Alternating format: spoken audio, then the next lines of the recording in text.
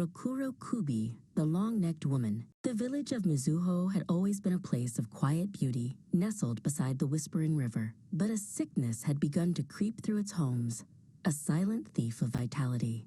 Villagers woke each morning more weary than the last, their eyes shadowed, their spirits dim.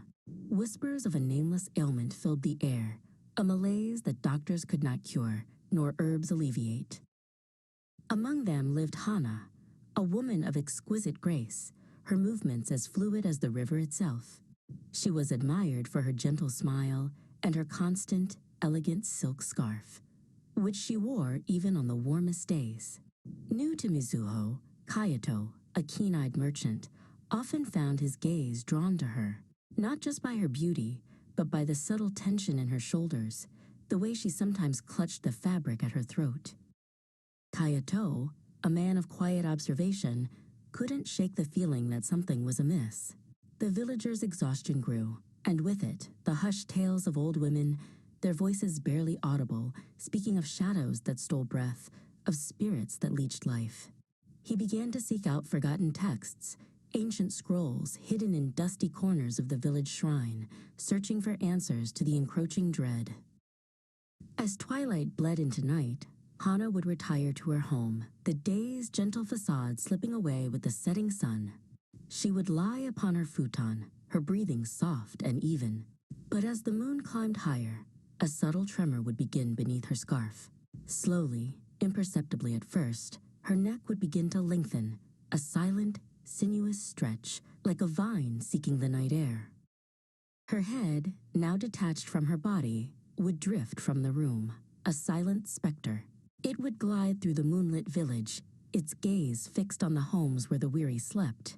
Some nights, it merely hovered, a silent, terrifying presence, its eyes wide with a chilling curiosity as it watched the restless dreams of the living. But on other nights, a deeper hunger would take hold. The head would slip through a window, drawn to a sleeping form, its mouth opening just slightly. A faint, shimmering mist, almost imperceptible, would begin to rise from the sleeping villager, drawn inexorably towards the hovering head. The victim would stir, a soft moan escaping their lips, their exhaustion deepening with each stolen breath of life. Kaito's research finally bore fruit, chilling and undeniable. The ancient texts spoke of the Rokurokubi, women whose spirits wandered at night, their heads detaching to feed on the vitality of the living. And then, the grim instruction: if the head is found wandering, move the body. If it cannot return to its rightful place, the creature perishes. Kaito's heart pounded with a terrible certainty. The decision weighed heavily, a burden of life and death. Kaito knew what he had to do. Under the shroud of the new moon, he positioned himself in the shadows opposite Hana's home, his breath held captive in his chest. The village was silent, save for the rustle of leaves and the distant croaking of frogs. He waited, his gaze fixed on her window, for the horrifying truth to emerge. Hours stretched into an eternity. Then, a subtle shift in the darkness. A faint, serpentine shadow detaching from Hana's window. Her head, a silent, drifting horror, began its nightly patrol.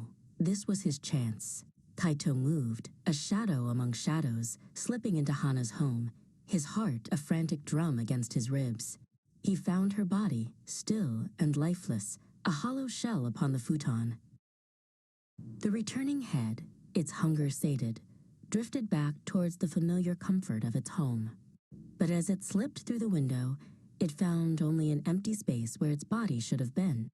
A silent, frantic search began, its elongated neck coiling and twisting in desperate confusion.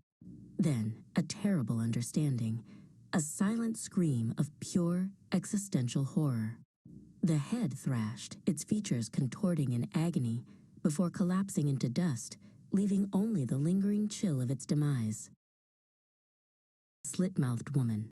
In the quiet back streets of Japan, there is a story whispered from parent to child. A story of a woman who wanders at night, her footsteps soft, her presence almost unnoticeable, until she is standing right in front of you. She is known as Kuchisake-onna, the slit-mouthed woman. Now she hides her face behind a mask, drifting through the night. They say she was once a beautiful woman, envied by all, but her beauty led to jealousy, betrayal, and rage. Some say it was her husband, who believed she had been unfaithful. Others say it was punishment for her vanity. Whatever the truth, her mouth was sliced open from ear to ear, leaving a permanent, grotesque smile carved into her skin. When she approaches, she asks a simple question: "Am I pretty?" If you say no, her scissors flash, and your life ends in an instant. If you say yes, she removes her mask, revealing the hideous, gaping wound. "Am I pretty now?"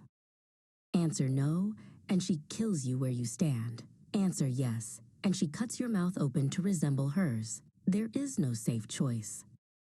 Some legends say there are tricks to escape. Offer her candy, and she may stop to take it, giving you a chance to run. Answer with confusion, so, and she hesitates, unsure of what to do. But hesitation is a dangerous gamble. Few who meet her survive to speak of it.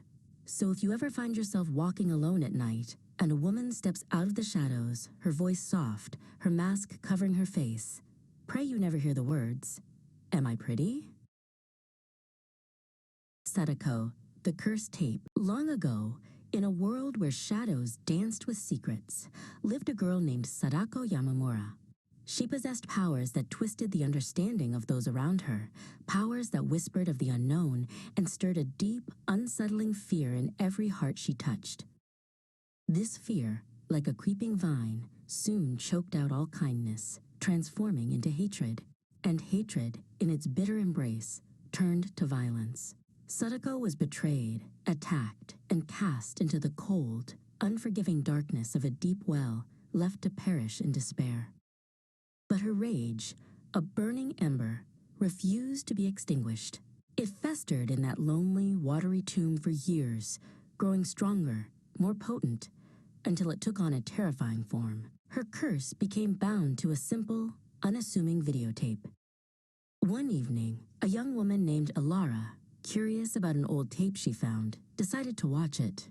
The screen flickered to life, showing strange, unsettling images, shadows twisting like ghostly dancers, and then a figure slowly, agonizingly, climbing from a well. The images continued.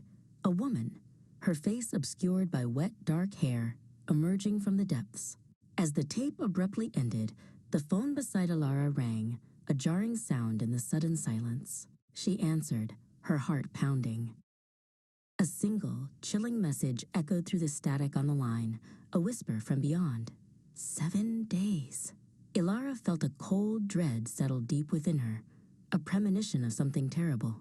The curse had begun its slow, relentless march. For one harrowing week, Ilara felt an unseen presence in her home. Shadows seemed to lengthen and move on their own. Whispers, like dry leaves skittering across a floor, crawled through the silence. Even her unplugged television flickered with a ghostly light. Then, on the 7th day, the air grew heavy, thick with a palpable dread. The television screen, without warning, glowed with a violent static. A figure began to appear within the swirling chaos, pushing against the barrier of the screen. Her long black hair, wet and matted, hid her face as she pulled herself further. Her movements were broken, unnatural, like a corpse forced to walk. She did not stop at the screen's edge. She crawled out, into the room, into Alara's world. When her single eye, filled with an eternal, burning hatred, finally met Alara's gaze, a piercing cold seized her heart. Alara was gone. The curse, a relentless plague, had claimed another victim, ready to spread its darkness anew.